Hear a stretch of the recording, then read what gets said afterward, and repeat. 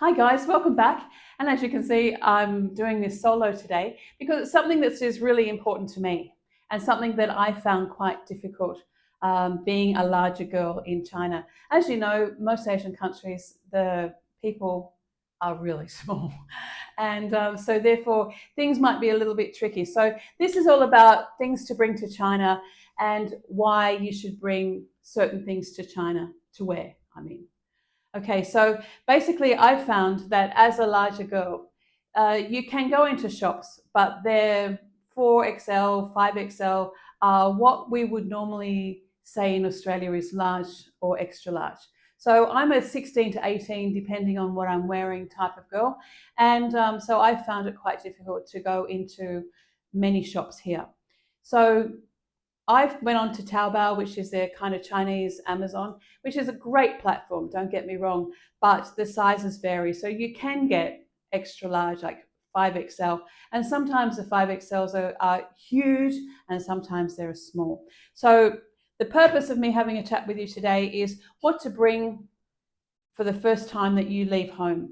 So my suggestion would be to always bring a year's worth of clothes. So a year's worth of clothes for me in what I'm talking about would be bring what you would normally wear throughout the summer, but be mindful of being smart casual for your work.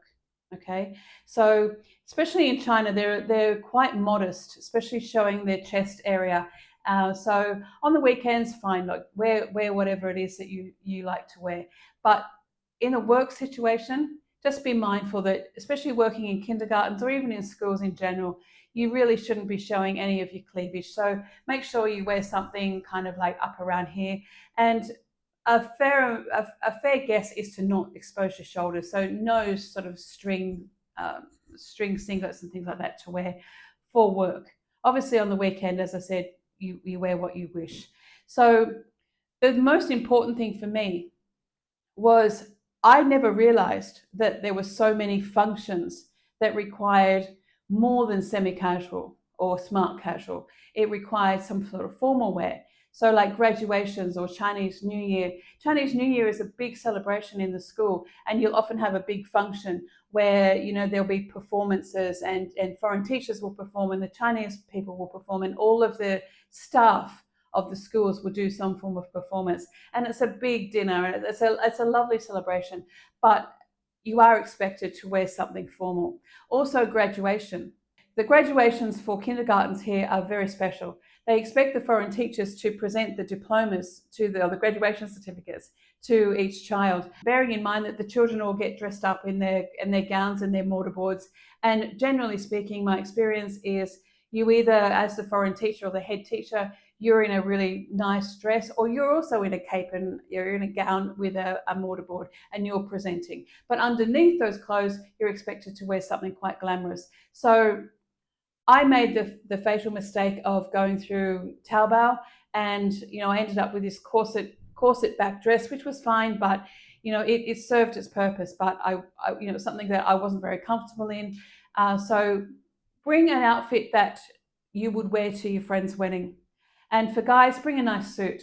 There'll always be an opportunity for you to stand on stage in a suit. So bring along a suit, some nice shoes, etc.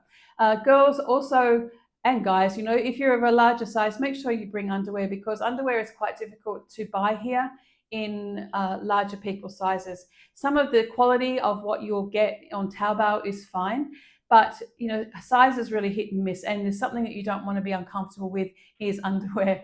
So these are just my tips and things that I found uncomfortable over the time, that when I do go back to Australia, I buy in bulk and I bring over.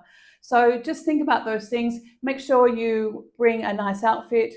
Make sure you wear smart casual clothes that keep your modesty.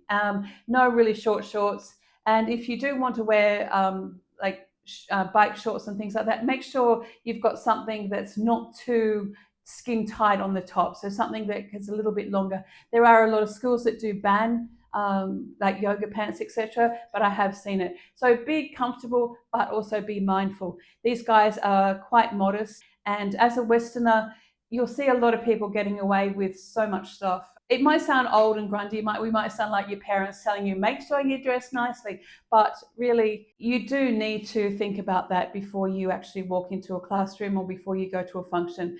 Think about the fact that you're putting your best foot forward. And all of the tips that we've given you have been about being your best self. Why let yourself down with your clothes? So stock yourself up before you come over, and just come here feeling comfortable and confident, because there's nothing worse than being a bigger girl or not knowing what the expectations are of what you're supposed to wear. Thanks so much for joining me. If you've got any questions about what to bring or sizes, etc., here in China, or how I've dealt with certain things, please feel free to ask me. I'm an open book when it comes to this sort of thing. I don't have any issues with finding those sorts of things out for you. So as we've always said, like, share, subscribe, put a comment below, let us know where you're watching from, and let us know if you've got any questions. So once again, thanks so much for joining, and we'll see you in the next one.